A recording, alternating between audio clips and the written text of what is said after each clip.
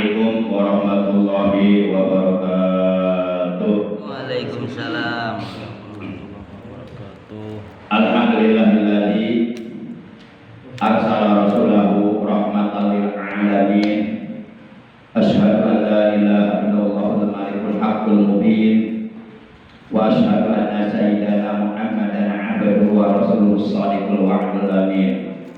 Allahumma shalli wa sallim wa barik ala imamil muttaqin sayyidina Muhammadin wa ala alihi wa ashabihil mujahidin al-tahirin, amma ba'd. Ma'asyiral muslimin, segenap jamaah pengajian rutin malam Selasa ba'da maghrib Mushola Istiqomah RT 06 RW 07 Komplek TNI AD Bumi Cibarus Asri di Tekan, yang sebelumnya saya hormati rahimakumullah wa hadakumullah wa billakumullah. Segala puji bagi Allah, salawat dan salam semoga tetap dilimpahkan selalu atas kekasihnya Allah, baginda yang mulia tercinta Nabi Agung Nabi besar Muhammad sallallahu alaihi wasallam, beserta seluruh keluarga beliau, para sahabat beliau dan seluruh pengikut beliau yang tetap setia kepada beliau. Ma'asyiral muslimin rahimakumullah wa hadakumullah. Kita awali pengajian rutin kita pada malam ini memasuki malam tanggal 14 di bulan Haram tahun baru Islam 1445 Hijriah. Sebagaimana biasa, yaitu dengan pembacaan Ummul Quran dan dengan pembacaan sholawat yang pahalanya kita hadiahkan untuk seluruh ahli kubur keluarga kita. Dan kita berdoa kepada Allah Subhanahu wa taala azza wa jalla, semoga dengan barokah mujizat kemuliaan dari surah Al-Fatihah sebagai Ummul Quran, juga barokah dari bacaan sholawat, semoga kita dan keluarga kita yang masih hidup oleh Allah selalu diberikan sehat walafiat lahir maupun batin untuk ibadah kepada Allah. Yang sedang sakit semoga oleh Allah lekas disembuhkan dari sakitnya dan diberikan kesehatan yang barokah, yaitu kesehatan yang selalu digunakan untuk beribadah kepada Allah secara istiqomah. Anak-anak kita, cucu-cucu kita, ponakan-ponakan kita yang sedang dalam keadaan menuntut ilmu di pondok pesantren, kita doakan semoga mereka dipanjangkan umurnya, selalu disehatkan lahir batinnya, tidak ada gangguan, tidak ada halangan dalam mencari ilmu, diberikan pelajaran, diberikan ilmu yang bermanfaat, yang barokah, yang mustahil hidayah, jadikan anak-anak yang soleh-solehah, yang berakhlak mulia, berguna bagi agama dan bagi umat manusia. Bitilkaniyatil Fatihah. A'udzu billahi minasyaitonir rajim. Bismillahirrahmanirrahim. Alhamdulillahirabbil alamin, arrahmanir rahim, maliki yaumiddin, iyyaka na'budu wa iyyaka nasta'in, ihdinas siratal mustaqim, siratal ladzina an'amta 'alaihim ghairil maghdubi 'alaihim waladdallin. Rabbi ighfir lana amin. Shalli wa sallim daiman ala Ahmada, shalli wa sallim daiman ala Ahmada, wal ali wal ashabi man qad wahada, wal ali wal ashabi man qad wahada, wa hum nabiyaka suma'atin qadarahu, wa baqa bidinika mayurabika masamu, wa hum nabiyaka suma'atin qadarahu, wa baqa bidinika mayurabika masamu. Salli wa sallim daiman ala Ahmada, salli wa sallim daiman ala Ahmada, wal ali wal ashabi man qad wahada, wal ali wal ashabi man qad wahada. Cintai adalah nabi kamu, yaitu Nabi Muhammad.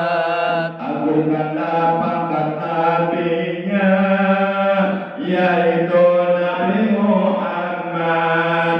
Balikanlah agamamu, yaitu agama Islam. Membalikan agama itu tidak dipandang dosa. Sholli Wasalim daiman ala mada. Salli wasalim daiman ala mada.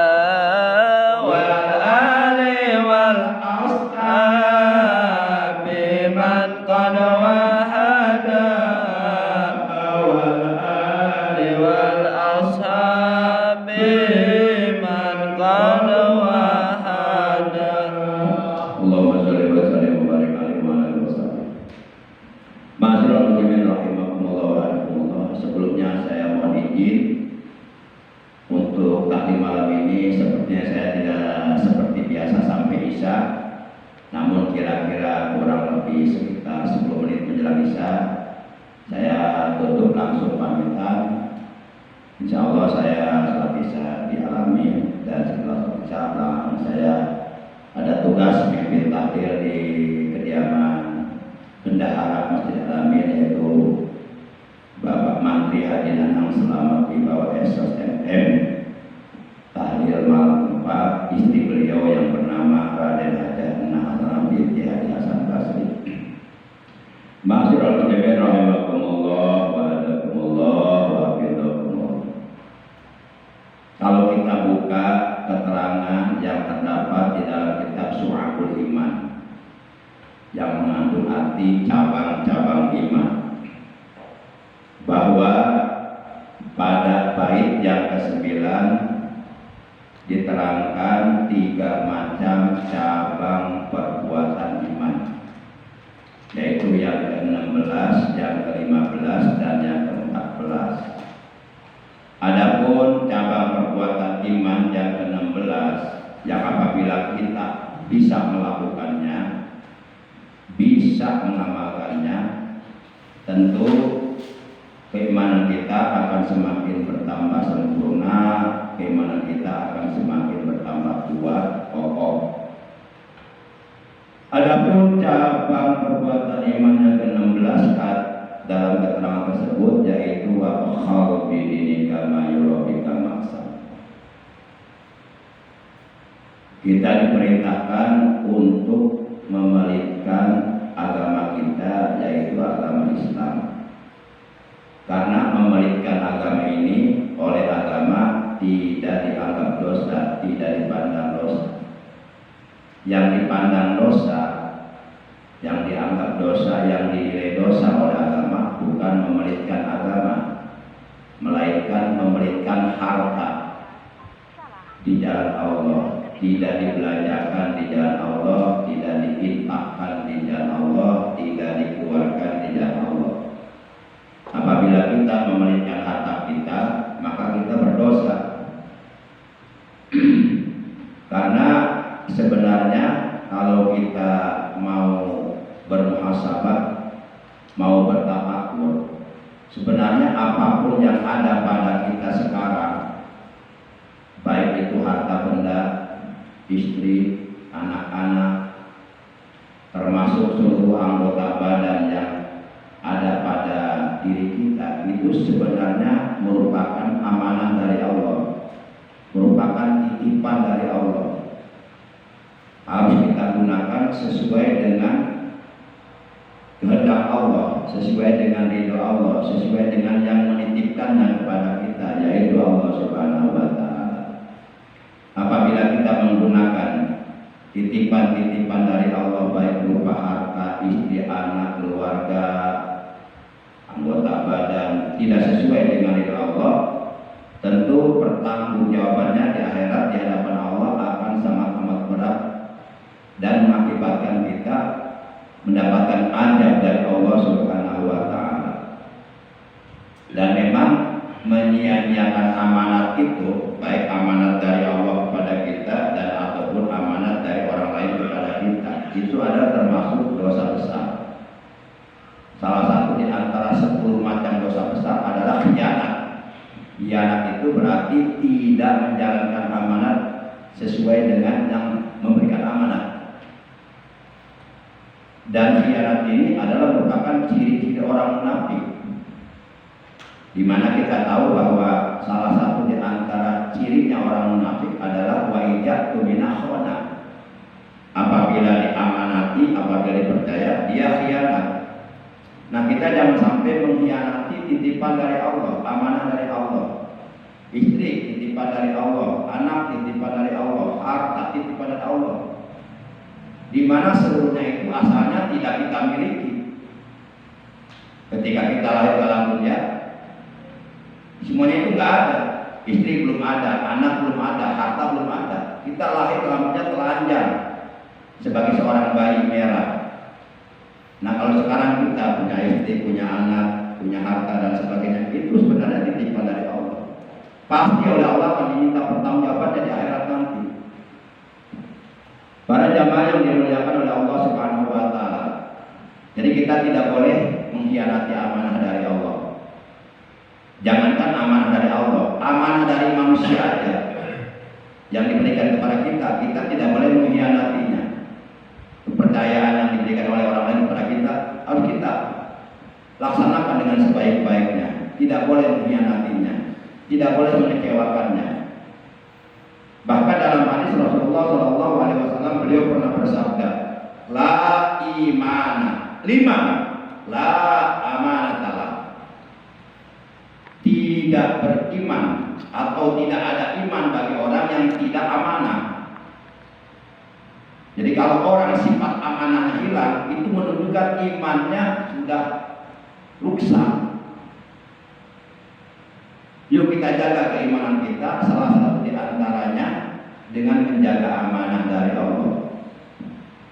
Para jamaah yang dimuliakan oleh Allah Subhanahu wa taala. Jadi sangat jelas bahwa di dalam kitab Syu'abul Iman diterangkan bahwa kita diperintahkan untuk memelitkan agama. Artinya apa? Memelitkan agama itu artinya kita tidak boleh memberikan agama kita atau melepaskan agama kita atau menggadaikan agama kita atau menukar agama kita, baik ditukar dengan harta, tahta, wanita, dengan jabatan dan sebagainya. Kenapa bila kita mati dalam keadaan sudah tidak beragama Islam lagi, tentu kita akan menyesal, akan merugi, akan celaka, akan sengsara di akhirat nanti. Sebab apabila agama Islam yang kita yakini kebenarannya, yang datang dari Allah, yang dibawa oleh Rasulullah SAW, kita lepas, tidak dibawa ke alam akhirat, artinya mati dalam keadaan di luar agama Islam, mati dalam keadaan kafir, mati dalam keadaan munafik, mati dalam keadaan zalim, maka tentu seluruh amal kebaikan, seluruh amal soleh, seluruh amal ibadah yang telah kita lakukan dari mulai balik sampai kita mati dalam keadaan di luar beragama Islam, itu akan menjadi sia-sia seluruhnya. Tiada berarti, tiada berguna, tidak akan diberikan pahalanya. Kenapa? Karena matinya di luar agama Islam. Kalau orang matinya di luar agama Islam, berarti dia melepaskan 2 kalimat syahadat. Karena salah satu di antara rukun Islam yang paling pertama adalah 2 kalimat syahadat, syahadatu alla ilaha illallah wa anna muhammadar rasulullah. Bahkan ketika orang muslim mau masuk agama Islam, diwajibkan bersyahadat dulu.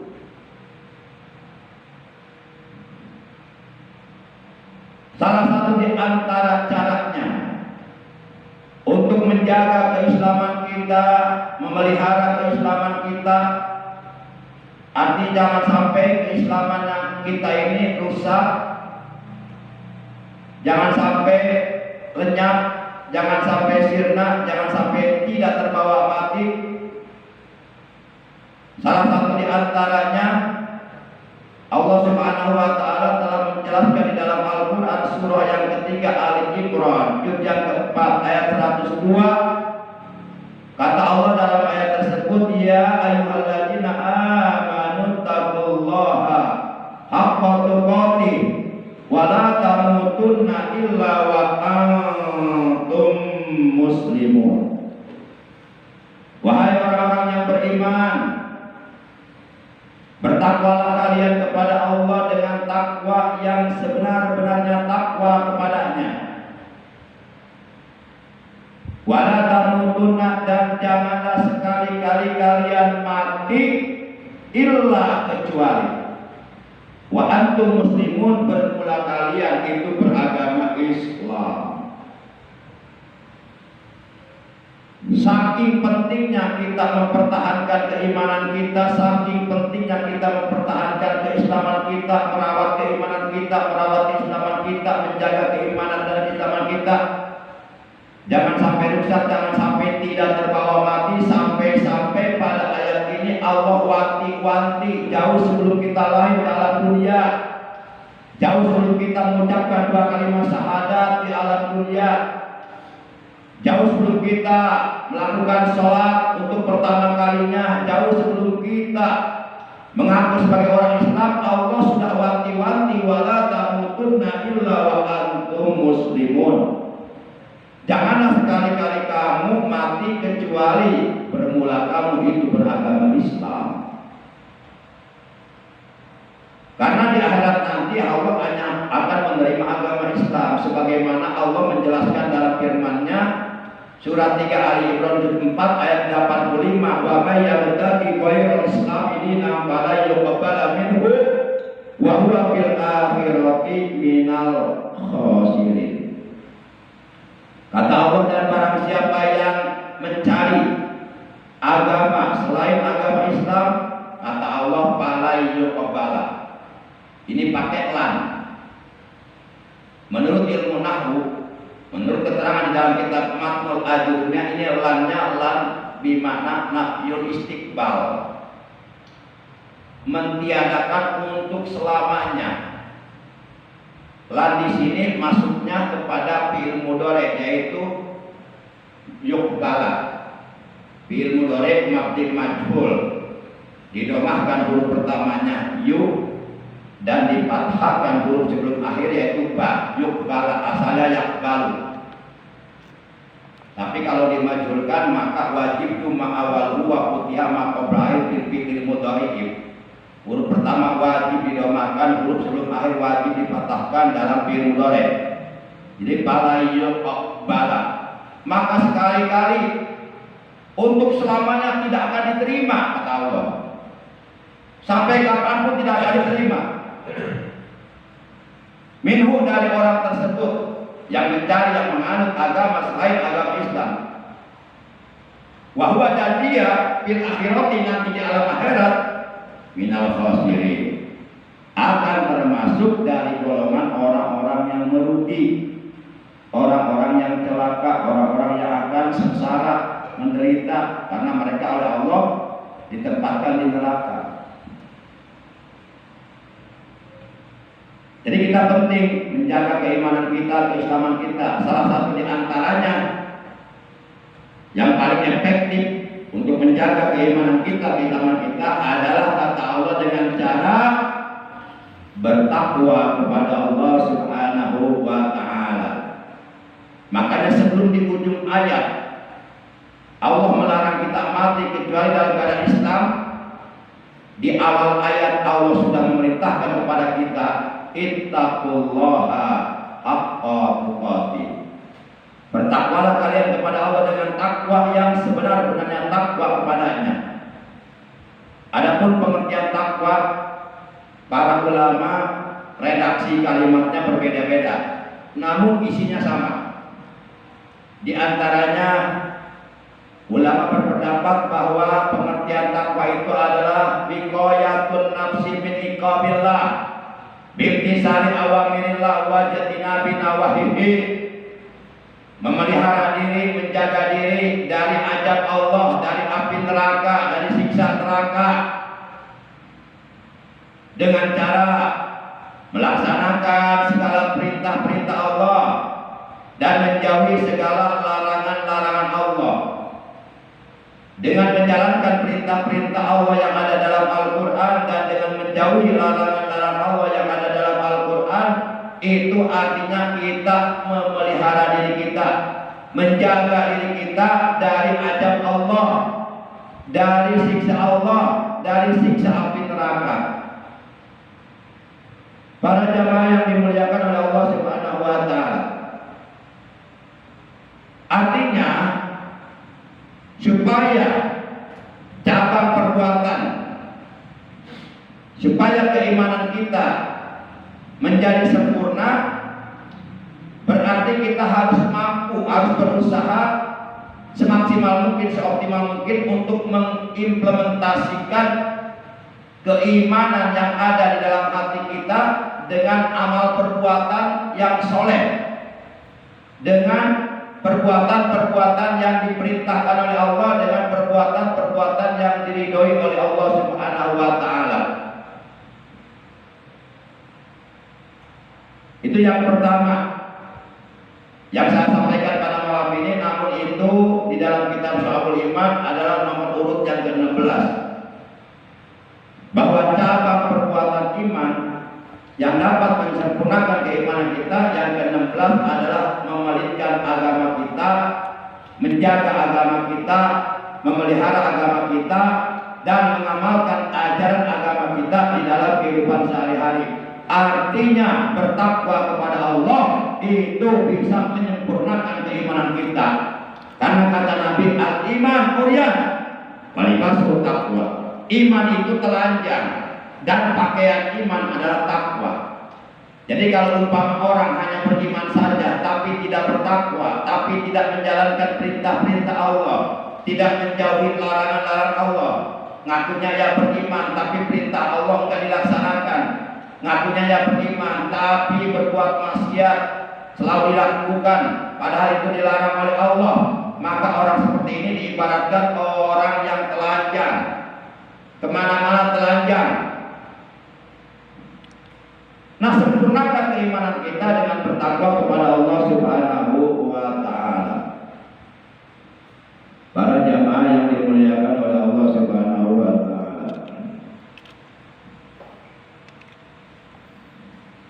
memang kita akui bahwa untuk menjadi hamba-hamba Allah yang bertakwa itu enggak semudah membalikan telapak tangan. Butuh proses, butuh waktu, butuh kesungguh-sungguhan, butuh belajar untuk menjadi orang yang bertakwa.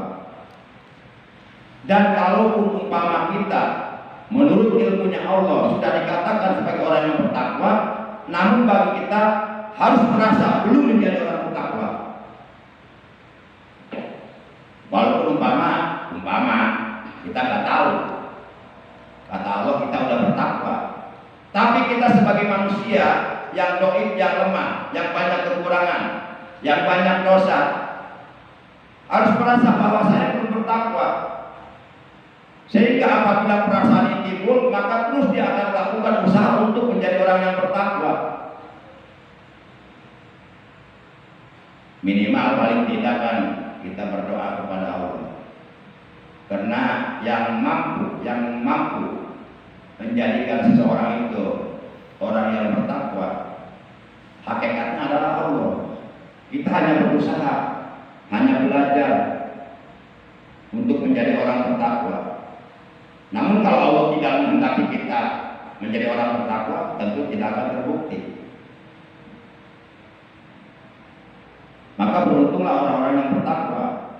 Mereka sudah dikehendaki oleh Allah menjadi orang yang bertakwa, walaupun saatnya mereka berusaha untuk menjalankan seluruh perintah-perintah Allah dan menjauhi seluruh larangan Allah, sehingga pantas layak ia mendapatkan gelar muttaqin, orang yang bertakwa.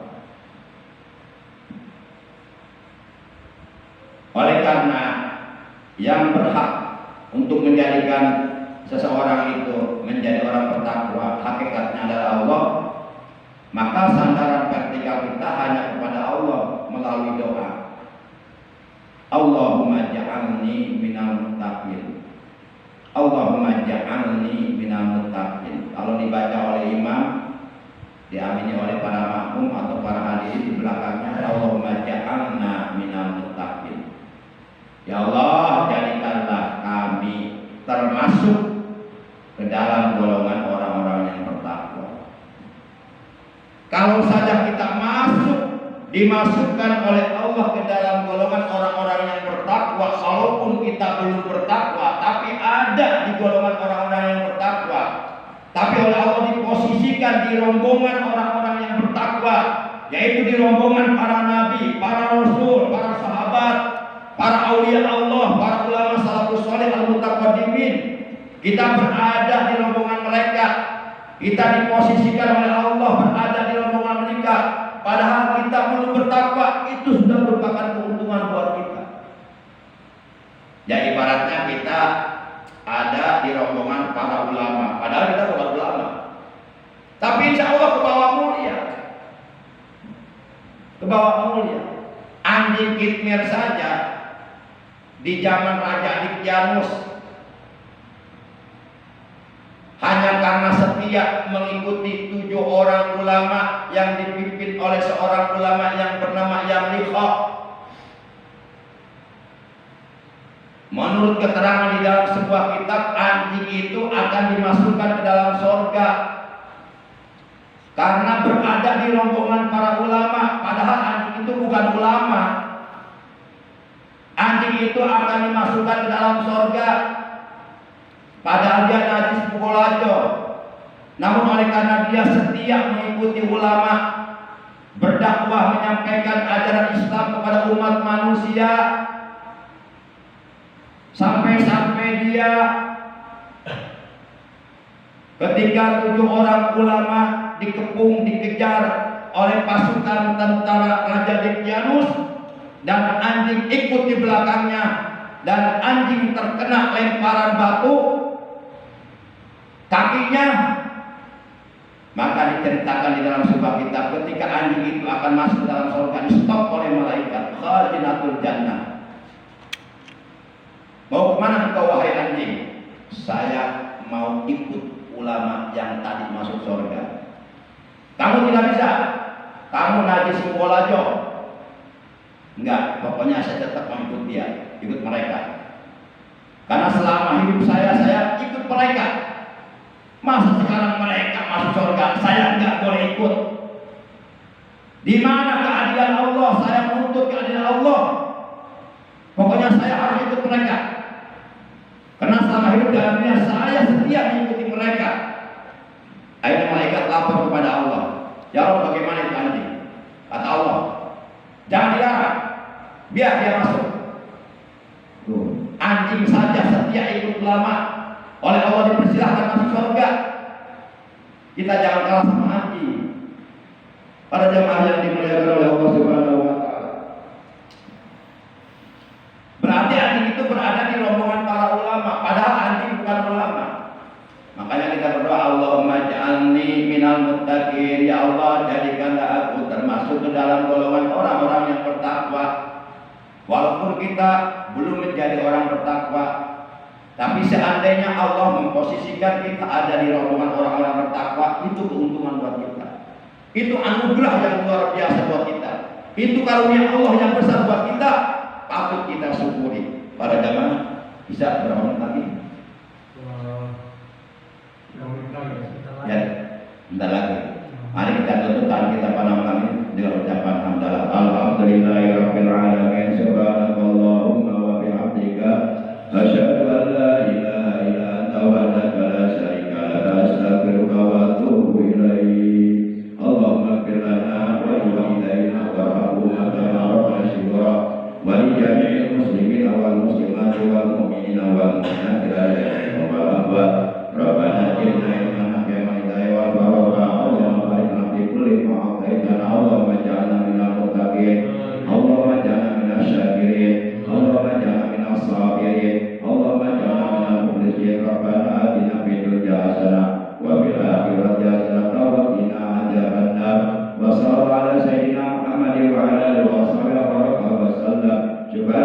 rabbil izzati amma yasifun wa salamun ala al mursalin walhamdulillahi rabbil alamin. Terima kasih.